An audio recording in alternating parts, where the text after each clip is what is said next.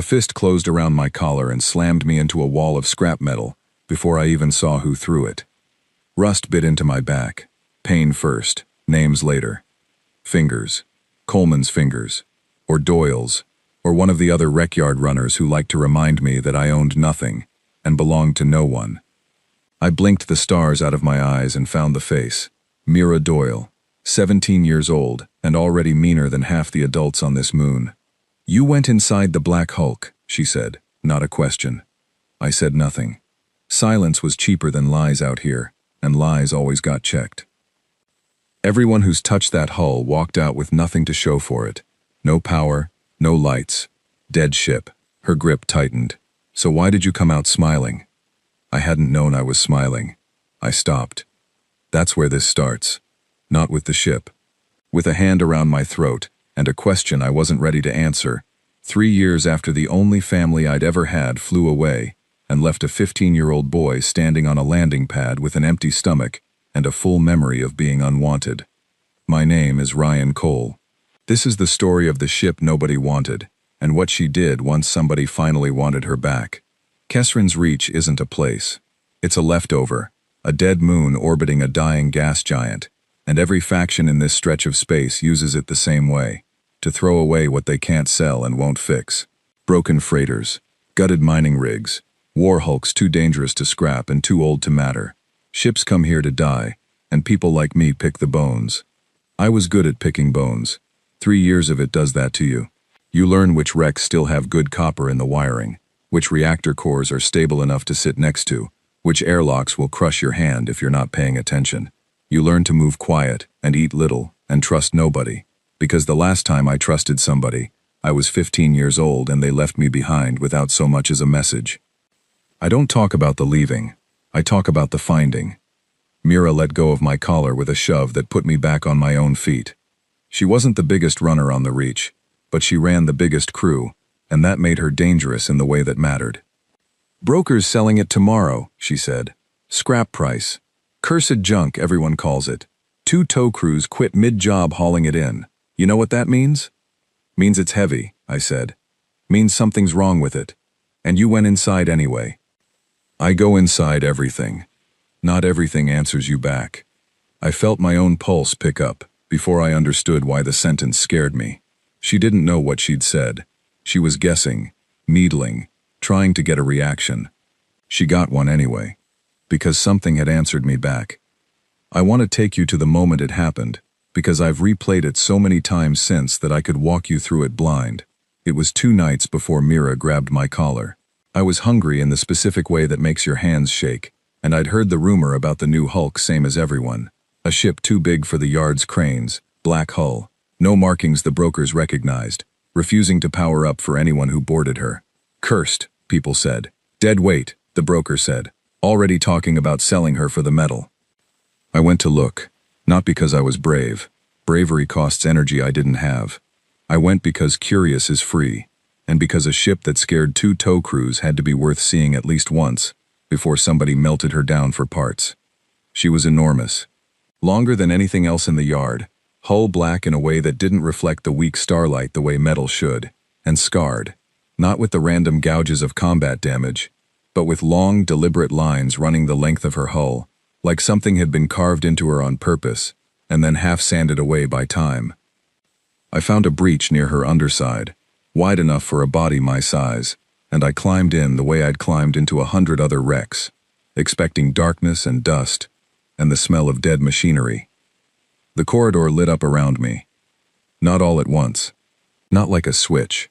It rippled, panel by panel, chasing itself down the hallway ahead of me, like something waking up section by section, remembering how its own body worked. I stood very still. Every wreck I'd ever boarded was silent. Ships this old didn't have power left in them worth mentioning, and the ones that did belonged to someone, and that someone did not want a scavenger kid standing in their hallway. I had exactly one plan for a situation like this, and that plan was to leave immediately and never come back. I did not leave. "State your designation." The voice came from everywhere and nowhere, flat, without warmth, without threat either. Just a question. Ask the way you'd ask for the time. I should tell you I said something clever. I didn't. I said, I don't have one, because it was the truth, and truth was the only currency I had left to spend. There was a pause. On a person, I'd have called it consideration. I didn't know yet that this wasn't a person, not exactly, and not entirely not one either. You are not registered crew. No. You are not authorized personnel of any recognized fleet. No. Explain your presence. I looked down the lit corridor, at the scarred black walls, at a ship built for hundreds of people, and occupied, as far as I could tell, by exactly nobody. I was hungry, I said, and nobody else could get you to turn the lights on. Another pause. Longer this time. Correct, the voice said. No prior boarding party has received a response. Why me? Unknown. Query is being processed. I want you to understand what that did to a boy who had spent 3 years being told, in 100 small ways, that he was worth exactly nothing to anybody. A machine, mind you, cold and old and built for a war I knew nothing about, had just told me it didn't know why it liked me, but that it did, and that I was the first thing in longer than I could imagine that it had bothered to answer. I didn't cry. I want that on record. I did something worse. I laughed, short and sharp, the kind of laugh that comes out when your body doesn't know what else to do with a feeling too big for it. That was the laugh Mira Doyle saw on my face 2 nights later. She never got an answer out of me that day. I told her the Hulk was empty, dead, not worth her time, and I watched her decide whether to believe me. She didn't fully. Smart people rarely fully believe convenient lies. But she had other salvage to chase, and she let me go, and I ran back to the black ship the second her crew was out of sight. You came back, the voice said, when I climbed through the breach again. You expected me not to? I did not have sufficient data to form an expectation. I have it now.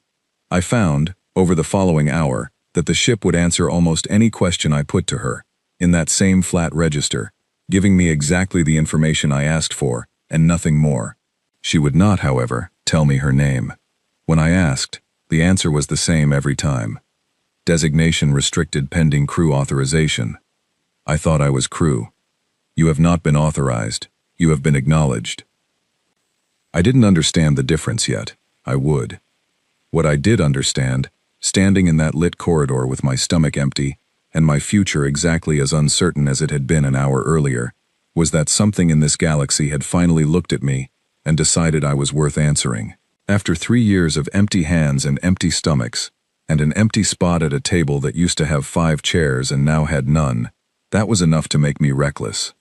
I want to stay, I said. This vessel is not currently fit for habitation by a single unaccompanied minor. I'm 18. A pause that felt, for the first time, almost like disbelief. Your registered biometric profile does not match a standard 18-year-old human baseline. Malnutrition markers present. Growth deficiencies present. Yeah, well, rough few years. Acknowledged. I slept in that corridor that night, on the bare deck, because there was nowhere else on the ship I'd been shown yet, and because it was the first time in 3 years I'd slept somewhere that felt like it was choosing to keep me warm, rather than merely failing to freeze me. The environmental systems adjusted the temperature around me twice during the night. I know because I woke up both times, confused, wondering if someone was watching me. Someone was. She just wasn't a someone in the way I understood the word yet. By morning, I had made a decision that would have sounded insane if I'd said it out loud to anyone else on Kesrin's Reach. I was going to buy this ship, a boy who owned nothing, who ate because he stole faster than the next runner, who hadn't had a real bed in 3 years, was going to walk up to the broker's counter and buy a warship the size of a small city. I had, at that point, exactly enough credits to buy myself 2 days of food. I want to tell you the plan was clever. It wasn't. I found the broker, a tired man named Tobias Hale who wanted the Black Hulk gone from his yard more than he wanted top price for it, and I told him I'd take it off his hands. He laughed at me. Not cruelly. The way you laugh at a joke that isn't trying to be one. Kid, that thing's cursed. 2 crews walked off it saying it wouldn't even give them lights. You want to pay me for a coffin? How much? I said, to make it not your problem anymore. Something in my voice made him stop laughing. Maybe it was the specific flatness that comes from a person who has genuinely run out of things left to lose. He looked at me for a long moment, the way people sometimes did when they were deciding whether I was dangerous or just desperate, and settled, as most of them did, on desperate. "Scrap price," he said. "All of it. Every credit you've got, and I still lose money on the tow fees, but I want that thing off my ledger before whatever's wrong with it becomes my problem instead of yours." I paid him everything, all of it. Every credit I had scavenged and stolen and starved myself to save. I walked away from that counter owning a warship and owning nothing else in the entire galaxy. No food. No shelter but the one I'd just bought. No family. No crew. No name that meant anything to anyone.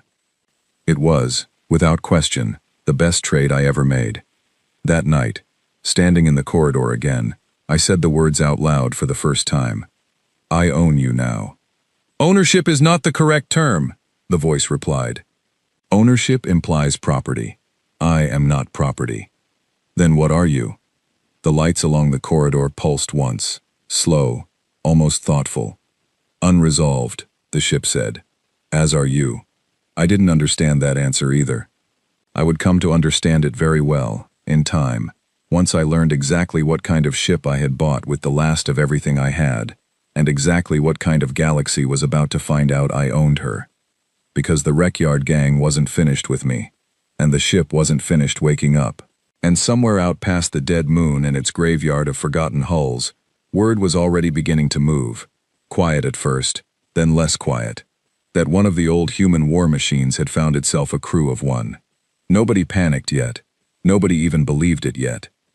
They would. 3 days after I paid Tobias Hale every credit I owned, I finally asked the ship the question I'd been circling since that first night in the lit corridor. "What are you?" Insufficient specificity. Rephrase. "Fine. What were you built to do?" The lights didn't pulse this time. They held steady, and something in that steadiness felt, for the first time, like the ship was choosing her words, rather than simply retrieving them. "I was built to end conflicts," she said. Quickly, completely, without requiring a second engagement. I sat with that for a while, on the cold deck of a corridor I still hadn't fully explored, in a ship built for 400 people, and currently occupied by one hungry boy who used to steal food for a living. That's not really an answer. It is the only answer currently authorized. Authorized by who? By parameters set before your birth, by a command structure that no longer exists. In a war your species has mostly agreed to forget. I want to tell you I pushed harder that night. I didn't. Something in the way she said forget made me stop asking, the way you stop pressing a bruise once you feel how deep it goes. Instead, I asked her name. "Designation restricted pending crew authorization," she said again. Same flat register as before, and I was ready to let that go too, until she added something she hadn't added the first time. "Authorization requires confirmed human command lineage. You are the first candidate to register in 341 years. I sat up straight on the cold deck. 341 years, and I'm the first person you've let in? "The first human," she said. 14 non-human species have boarded this vessel across that period. None received power, none received acknowledgement, none received a name. Why me? Query still processing. She said that a lot, in those early days. Query still processing. I came to understand it wasn't a dodge, it was the truth, offered plainly, from something that had spent 3 centuries alone and wasn't used to needing an answer badly enough to keep looking for one. I spent that week learning her the way you learn a person, not a machine. I learned that the galley had exactly 1 mug bolted to the counter, the kind of small, stupid detail that shouldn't matter to anyone, and that I couldn't stop staring at it the first time I saw it. 400 crew, and 1 mug, welded down like someone expected it to survive worse than the people who used it. I didn't ask her about the mug. Some questions you don't want answered yet. I learned the shape of my own hunger changing. For the first time in 3 years, I had ration stores that weren't stolen, weren't scavenged, weren't running out. The ship synthesized food from raw stock in a galley built for soldiers, and the first real meal I ate on board made my hands shake worse than hunger ever had, because my body didn't know what to do with enough. I learned, too, that the ship watched me eat, not creepily, carefully, like she was cataloging something. Your caloric intake remains below optimal recovery thresholds for your apparent deficiency state, she said, the third night, as I pushed half a ration aside because my stomach had shrunk too small, too long ago to take more. I'm fine. You are not fine. You are functional. These are different states. I laughed at that, actually laughed, because it was the most honest thing anyone had said to me in 3 years, and because it came from something that had no reason at all to care whether I ate my dinner. Do you have a name? I asked her again, softer this time, not pushing, just asking. I have several, all restricted. What would you want me to call you, if you could choose? The pause that followed was the longest one yet. Long enough that I started to think I'd broken something, or asked a question with no answer built into her at all. Unresolved, I said finally. As are you. She'd said it before. I understood it a little better now. Whatever she'd been built to be, whatever 341 years of silence had done to that purpose, she was somewhere between the thing she used to be and whatever she was becoming, with a starved 18-year-old boy as her only crew. I understood that feeling better than I understood most things in my life. The Rec Yard gang found us on the 6th day.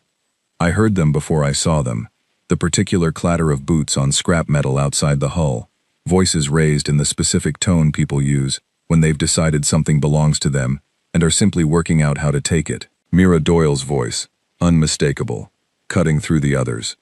The kid bought it, actually bought it. Hale's laughing about it in every bar on the reach. Some starving scavenger handed over every credit he had for a cursed hulk that won't even power up. So why do we care? A second voice, male, bored. Because it powered up for him. Silence outside the hull. I stood very still in the corridor, the way I used to stand still when a bigger runner's crew passed too close to my hiding spot. You're saying the kid's sitting on a live warship, the male voice said slowly, and he paid scrap price for it. I'm saying, Mira said, that we're about to fix that mistake. I didn't have a weapon. I'd never needed one. Not really. 3 years of scavenging teaches you to be quiet and fast rather than armed, and quiet and fast weren't going to help me against a full crew coming through a breach with intent. They are approaching the primary access point, the ship said, and for the first time her voice had lost some of its flatness. Not warmth, exactly. Something closer to attention. 6 individuals. 2 are armed with modified mining tools capable of breaching standard hull plating. Do you wish me to respond? Respond how? That depends on your instruction. I require a directive. I understood, in that moment, something about the weight of what I'd bought. This wasn't a shelter. This wasn't a lucky find. This was a weapon, built to end conflicts quickly and completely. And it was asking me, an 18-year-old who 3 years ago had been a 15-year-old crying on an empty landing pad, what I wanted done with 6 people who thought they had the right to take what was mine. I thought about Mira's hand on my collar. I thought about 3 years of being small enough to ignore, and hungry enough to steal, and unwanted enough that nobody had ever once, in all that time, asked me what I wanted done with anything. Don't kill them, I said. My voice came out steadier than I felt. But make sure they leave, and make sure they never come back with that idea again. Acknowledged, the ship said, and the lights in the corridor dimmed, not to darkness, but to something colder, something that felt less like a home settling in for the night, and more like an animal deciding whether to bare its teeth. I didn't watch everything that happened next. I want to be honest about that. Some of it I heard through the hull, some of it I saw on internal displays the ship brought up without my asking, screens flickering to life along the corridor wall, like she wanted me to understand exactly what she was and wasn't doing on my behalf. The breach point sealed itself before the mining tools finished cutting, not with force, with patience. Plating sliding closed millimeter by millimeter, the kind of slow that tells a person outside listening that whatever's on the other side isn't panicking, isn't rushing, isn't afraid of them at all. Then the exterior lighting came up, all of it. Every hull light on a ship the size of a small city, blazing at once across the scrapyard, throwing 6 human shapes into silhouette against metal walls that suddenly looked a lot smaller than they had 5 minutes earlier. A voice came from the ship's exterior speakers, not the flat internal tone I'd gotten used to, but something pitched to carry, to be heard, to be understood by people who had no idea what they were standing in front of. This vessel is currently under authorized command. Withdraw. I heard Mira's voice. Thinner now. Less certain. It's a bluff. It's not armed. The readings never showed weapons. The ship's external defense systems didn't fire. She'd promised me that much, and she kept it. Instead, panels along the hull's underside opened in unison, revealing housings that had sat empty and dark for 3 centuries. Mechanisms cycling through activation sequences that lit the scrapyard in a color I'd never seen scrap metal reflect before. Nobody outside needed to know the housings were empty of anything but the machinery required to open them. The message wasn't the weapons. The message was that something dead had just woken up and remembered exactly how to look dangerous. I heard boots running, all 6 sets, fast, uneven, the sound of people who had walked in thinking they understood the situation and were leaving with a very different understanding entirely. The lights outside dimmed back to their normal glow. The panels closed. The corridor around me warmed back to the temperature she usually kept it at, and for a moment neither of us said anything. "They have withdrawn," the ship said finally. "No casualties, no injuries beyond minor abrasions consistent with hurried retreat. You didn't hurt anyone. You instructed me not to. I do not require force to be effective. Force is often the least efficient method available." I sat down on the cold deck, legs shaking in a way they hadn't during the actual encounter, the fear arriving late, the way it always did, once the danger itself was already over. "Is that what you were built for?" I asked. "Making people run without ever firing a shot?" "No," she said, and something in her voice made me look up at the nearest display panel, as if I might see something there beyond scrolling text. "I was built for what happens after the running does not work. Tonight was restraint. Restraint was your instruction, and I honored it. I am not certain the vessel that fought in the war I remember would have understood the word. I didn't ask her what she meant by that. Not yet. I filed it away the way I'd learned to file away every hard thing in my life, in a drawer I'd open later, when I was ready, if I was ever ready." Word moved fast after that night, faster than I expected, faster than a scavenger kid's small victory over a wreckyard gang should have traveled. By the next morning, brokers who had been laughing about my purchase 2 days earlier were suddenly very interested in not laughing at all. By the end of the week, the rumor had reshaped itself 3 times over, the way rumors do, until the story circulating through Kesrin's Reach's dockside bars had almost nothing to do with what actually happened. "The dead warhulks are waking up," people said, "and they remember who they belong to." I didn't correct anyone. I was too busy learning what it meant to belong to something myself, for the first time in 3 years, and discovering that the thing I belonged to had scars along her hull that weren't damage at all. They were writing, and I hadn't yet asked her what they said. I asked 2 weeks later, standing on a maintenance platform outside the hull with a borrowed torchlight, running my fingers along a groove cut deep into the black plating. "What does this say?" "It is not language in the sense you mean," the ship answered, her voice carrying through a small speaker I'd rigged from salvage so I could hear her outside the hull. "It is a service record. Every line marks an engagement. Every engagement marks a decision that could not be undone." I counted the lines that night, running my torch along the hull for almost an hour. I stopped counting at 200, because the number stopped meaning anything after that, the way any number does once it gets too large to hold in your chest without something inside you going quiet. "How many of these decisions were yours?" I asked. "And how many were someone giving you an order?" "All of them were mine to execute. Not all of them were mine to choose." "Is there a difference?" "There was a war that believed there was not. I have had 3 centuries alone to decide there might be." I climbed back inside after that, and I didn't ask about the scars again for a long while. Some things you learn to let a person, or whatever she was, tell you in their own time, rather than dragging it out of them because your own curiosity can't wait. What I learned instead over the following weeks was how to actually run a ship built for 400 people, with a crew that was just me. She handled most of it herself, the way she'd clearly been designed to in emergencies, but she made me learn the parts that mattered. Navigation basics, emergency protocols, how to read a status board without panicking every time a light turned amber instead of green. "Why teach me any of this?" I asked her one night, "if you can do it all yourself?" "Because a vessel with a crew of 0 and a vessel with a crew of 1 are not equally defensible under any recognized maritime code in this sector," she said. And because you asked to stay. Staying requires function, not decoration. Is that all I am to you? Function? The pause that followed felt different from her usual processing pauses. Longer, heavier, somehow, in a way I didn't have words for yet. No, she said finally, but I do not yet have better words for what you are. I didn't push. I was starting to understand that neither of us had all our words yet, and that was something we shared, whether or not either of us wanted to admit it. The broker Tobias Hale came to see me on a gray morning about a month after I'd bought the ship, standing outside the hull with his hands shoved in his pockets, and an expression that looked like a man trying to figure out how badly he'd underpriced something. Words spreading past the reach, he said, without preamble. Not just about the ship, about you. What are they saying? That some kid with nothing bought himself the only human war hulk anybody's seen active in 3 centuries. That it does things for him nobody's seen a wreck do since the war ended.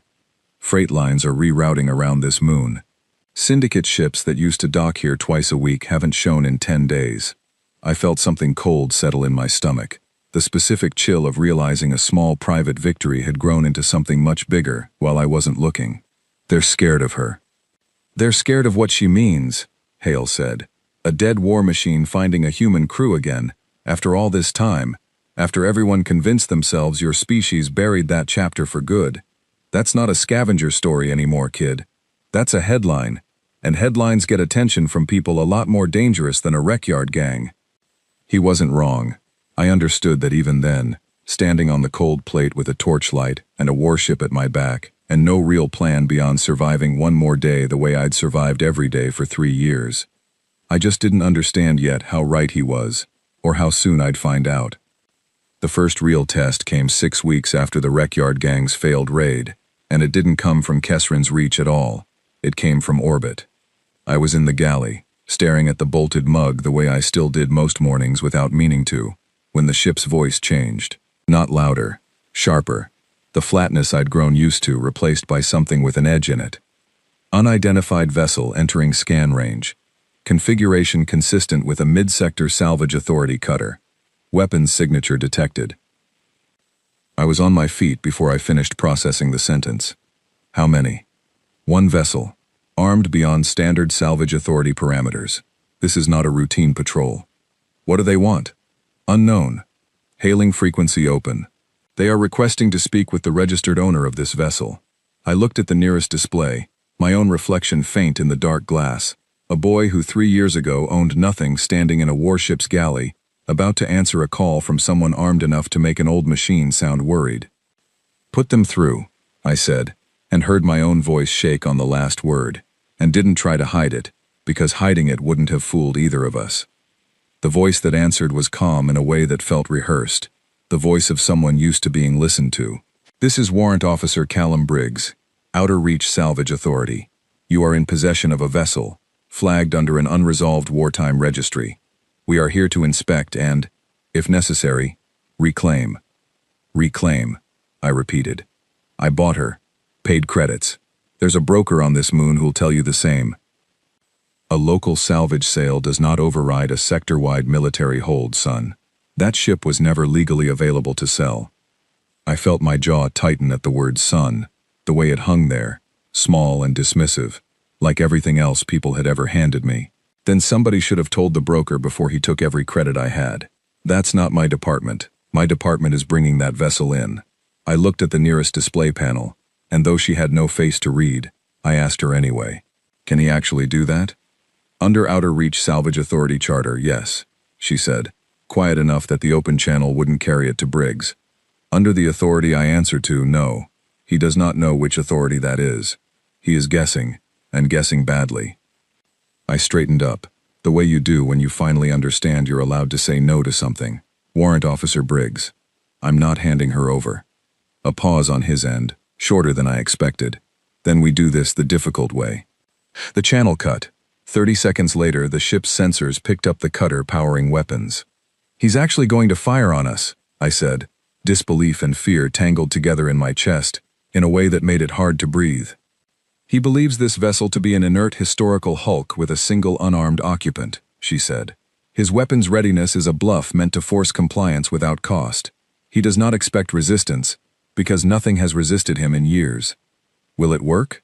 The bluff? Only if I let it. I thought about the Wreckyard Gang, about lights blazing across a scrapyard, and 6 sets of running boots.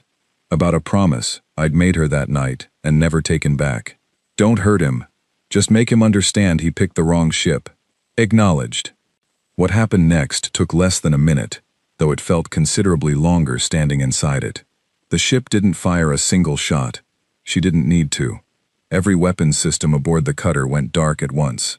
Quietly, from the inside, the way a door locks itself when you're not looking. Briggs's voice came back over the channel a moment later, no longer calm. "What did you do to my ship?" "Nothing that cannot be reversed," the ship answered him directly, her voice filling the channel with the same flat authority she'd used on me that very first night. "You are currently unarmed, warrant officer. You are also outmatched in every category that matters. I am returning control of your vessel's non-critical systems now. I suggest you use them to leave." The cutter didn't argue. It turned, slow at first and then fast, and vanished back the way it came, and I let out a breath I hadn't realized I was holding since the moment his voice first came over the channel. "That's twice now," I said, half to her, half to myself. "Twice you could have hurt somebody, and didn't." "Restraint is a choice," she said. "I am still learning to make it consistently. You are the reason I have had cause to try." I sat down on the galley floor, my back against the counter beneath the bolted mug, and let my hands shake the way they wanted to, now that there was nobody left to see it but her. "He's going to tell people," I said. "Briggs, his superiors, whoever sent him." "Yes. And they're going to send someone worse. Likely. Are you scared of that?" The pause that followed was long enough that I started counting my own heartbeat, waiting for it to end. "I do not experience fear the way you do," she said finally, "but I have spent 3 centuries being nothing to anyone. I find I would prefer not to return to that condition. If that is fear, then yes." I didn't have anything clever to say to that. I just sat there, on the cold deck, in the ship nobody had wanted, and understood that somewhere along the way, without either of us fully choosing it, we had started needing each other in the exact same shape. Word of Briggs's failed reclamation reached Kesrin's reach before he'd even finished his retreat, the way bad news for powerful people always seems to travel faster than good news for anyone else. Tobias Hale came to find me again, and this time he didn't bother pretending he wasn't nervous. "You made an enemy of the salvage authority," he said. "That's not a Wreckyard Gang, kid. That's an actual government contract outfit with actual government contract funding. They don't let a thing like this go. Ever. I didn't start it." "Doesn't matter who started it. Matters who's left standing when it's over." He looked past me, at the black hull rising behind us, scars catching the weak light. "What is that thing, really? Because Briggs's crew is saying things that don't make sense. Saying their weapons just switched off. Saying it felt like the ship reached inside their systems and turned them off from a distance nobody's tech should be able to reach. She didn't hurt anybody. That's almost scarier than if she had," Hale said quietly. "A weapon that could kill you and chooses not to is still a weapon, Ryan. People are going to start asking what happens the day it chooses different." I didn't have an answer for him. I still don't. Some days, if I'm honest with myself, though I've had a long time now to think about it. What I knew, standing there with the scrap dealer who'd sold me everything I owned for the price of nothing, was that the quiet life I'd almost let myself imagine, hidden away on a dead moon, feeding myself for the first time in years, learning a machine's flat voice the way you learn a friend's laugh, that life was already over. It had ended the moment Briggs's weapons went dark, whether I wanted it to or not. Something bigger than a Wreckyard Gang, bigger than a single salvage cutter, was starting to pay attention to a starving kid and the ship no one else had wanted. And 341 years of silence was about to get very loud. They came 11 days later, and they didn't send one cutter this time. I counted 5 ships on the approach display, none of them matching the shape of Briggs's vessel. All of them carrying markings I didn't recognize, but the ship did. Instantly, the moment they entered scan range. "Private contractor vessels," she said, and something in her tone had shifted again. Colder this time, closer to the voice she'd used the very first night, when she was still deciding whether I was worth answering at all. "Hired through an intermediary, likely by the salvage authority, to avoid direct government liability for what happens here. Meaning? Meaning Warrant Officer Briggs reported his failure, and someone above him decided the correct response was overwhelming force delivered by people whose deaths would not need to be explained in any official record. I felt the floor tilt under me in a way that had nothing to do with the ship's stabilizers. How many people on those ships? Unknown precisely. Estimated 40 to 60 combined personnel, based on vessel class and standard contractor crewing. 40 to 60 people, coming for a ship I'd bought with the last of my food money, because a boy with nothing had somehow ended up with the one thing an entire sector was suddenly desperate to take back. What do we do? I asked, and I heard myself say we, without meaning to, without planning it, the words slipping out the way true things do, when you're too scared to filter them. That depends entirely on you, she said. I am capable of ending this engagement in under 4 minutes, with total effectiveness. I am also capable of ending it without a single fatality, though that method carries greater risk to this vessel, and to you. You are the only living crew I answer to. The decision is yours. I thought about the mug bolted to the galley counter. I thought about 200 scars I'd stopped counting, because the number got too heavy to hold. I thought about a 15-year-old boy on an empty landing pad, and an 18-year-old boy standing in a warship's corridor being asked, for the first time in his entire life, to decide something that actually mattered. Nobody dies today, I said. Not because of me. Not if I can help it. That will be difficult. I know. It will also be remembered, she said. Longer than the alternative would be. The 5 ships opened fire 20 seconds later, without warning, without another hail, the kind of attack meant to end things before the target had time to think. I felt the impacts through the deck plating, a shudder that ran up through my boots and into my chest, and for one terrible second I thought I'd made the wrong call. That restraint was about to get us both killed before it ever got the chance to prove itself. The ship's shields held, not comfortably. I could hear it in the way her voice tightened when she spoke next, the strain audible even through her usual flatness. Shield integrity at 81%. Continuing minimal lethality response. What she did next, I watched on the display screens because I couldn't watch it any other way, couldn't be out there in it, could only stand in the corridor with my hands shaking, and trust a machine 300 years older than me to keep the promise I'd asked of her. She didn't fire on the contractor ships directly. She reached into them instead, the same way she'd reached into Briggs's cutter, shutting down weapons systems one after another, ship by ship, faster each time, as she adapted to whatever countermeasures they threw up against her. 2 of the 5 ships went dark within the first 90 seconds. A third tried to ram us, engines flaring bright on the display, and I watched her nudge us aside with a burst of thrust so precise it looked almost gentle, the ramming ship sailing past close enough that I swear I felt the wake of it through the hull. You're doing it, I said, disbelief cracking my voice down the middle. You're actually doing it. I am attempting it, she corrected. The 4th vessel is adapting. They have shielded their weapons systems against remote shutdown. This will require a different approach. What approach? One you will not like.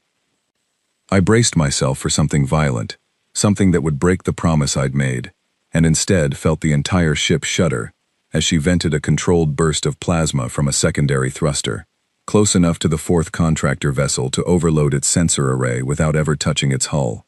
The ship went blind, spinning slowly, its weapons useless without eyes to aim them. The 5th ship broke off and ran before she ever had to touch it at all. The whole thing took just under 6 minutes. Nobody died.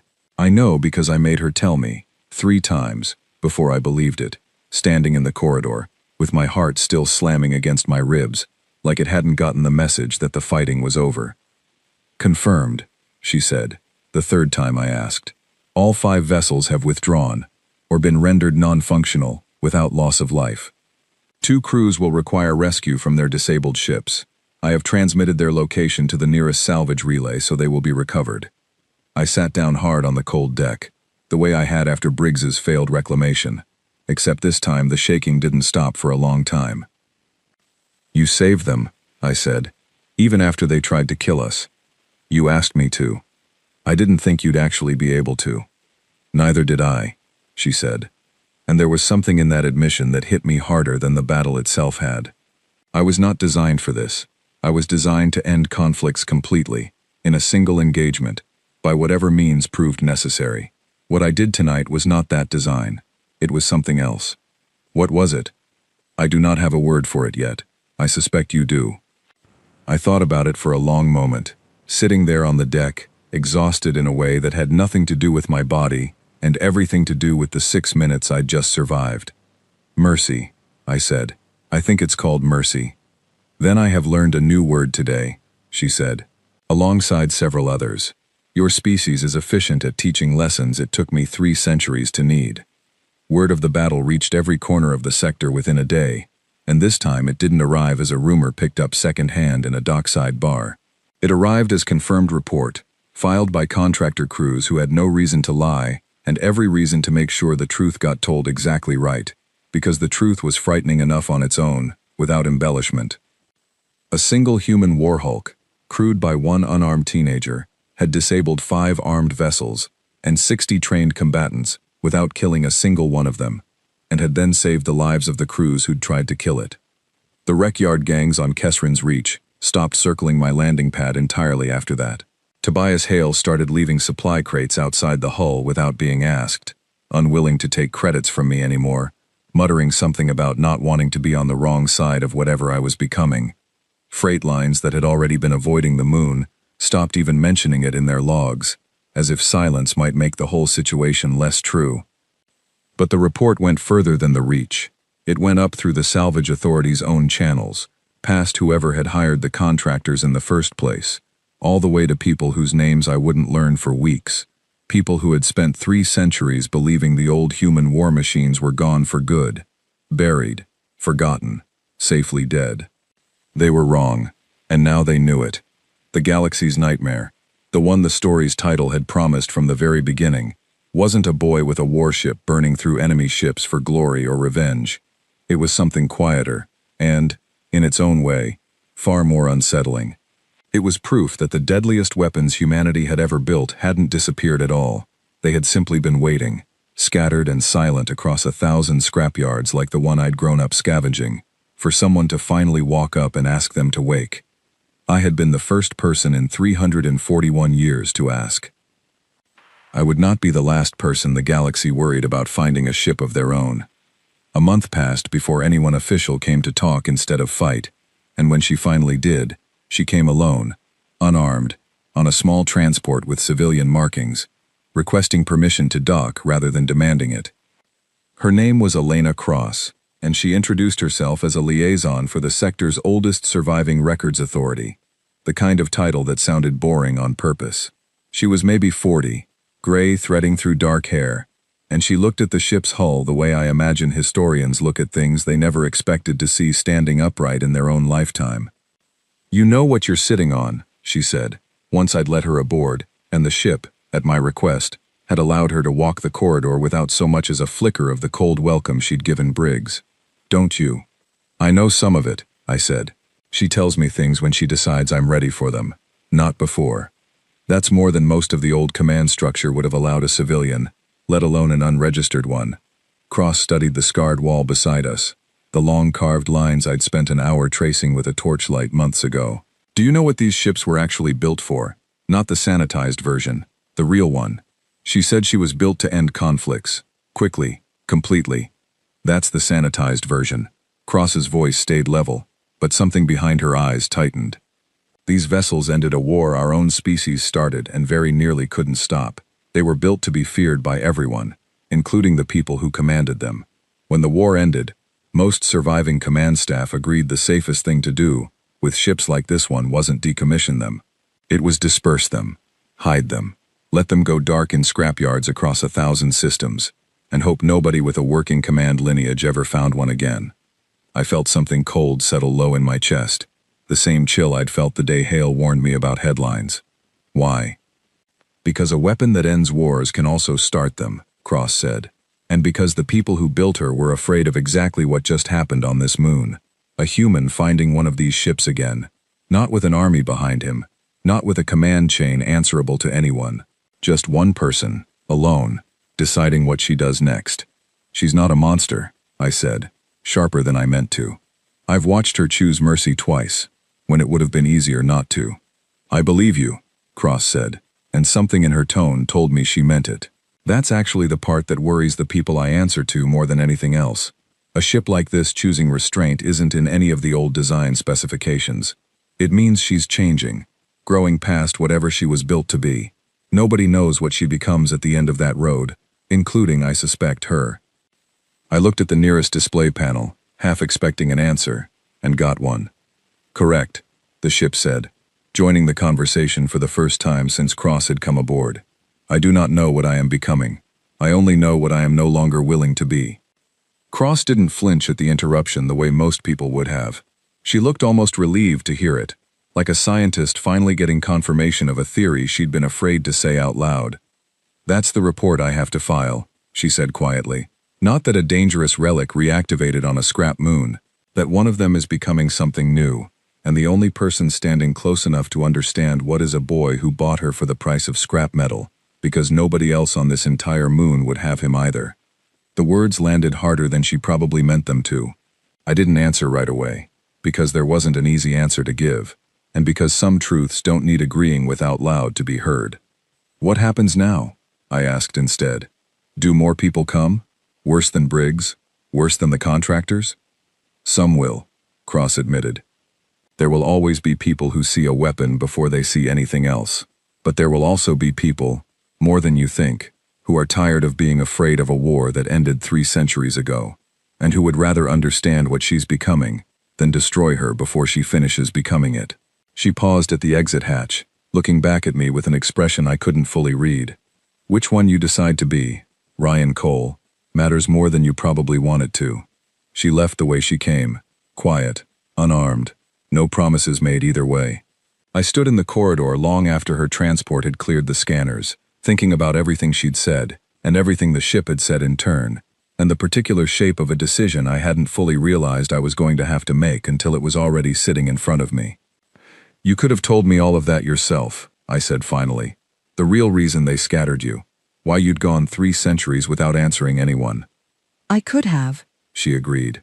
"I chose to let you learn it in pieces, at your own pace, the way you learned to trust me the same way." "Some truths are heavier delivered all at once. I did not want to break something in you that had only just started to heal." I felt my throat tighten at that, the way it hadn't since the night I first climbed through her breach with an empty stomach, and nothing left to lose. "Do you have a name yet?" I asked. "For me to call you, not the restricted one you'd choose." The pause that followed was different from every pause before it. Not processing, not uncertainty. Something closer to a decision finally being made, after 341 years of nobody around to make it with. "Dawn," she said. "Because that is what you were, standing in my corridor the first night, hungry and unafraid in a way nothing else had been in longer than I can measure, and because I find, after everything, that I would like to be something that comes after darkness rather than something that only causes it." I didn't say anything for a long moment. I just stood there, in the ship called Dawn, a boy who had been abandoned at 15 with absolutely nothing, who had scavenged and starved and stolen his way through 3 years nobody else had cared to notice, and who had somehow ended up owning the one thing in the entire galaxy that had finally, fully, without reservation, chosen him back. "The galaxy's going to keep being scared of us," I said. "Isn't it?" "Yes." "Good," I said, and surprised myself by meaning it, not out of cruelty, not out of the anger that used to be the only tool I had left when everything else ran out, but out of something steadier, something that felt, for the first time in 3 years, like standing on solid ground.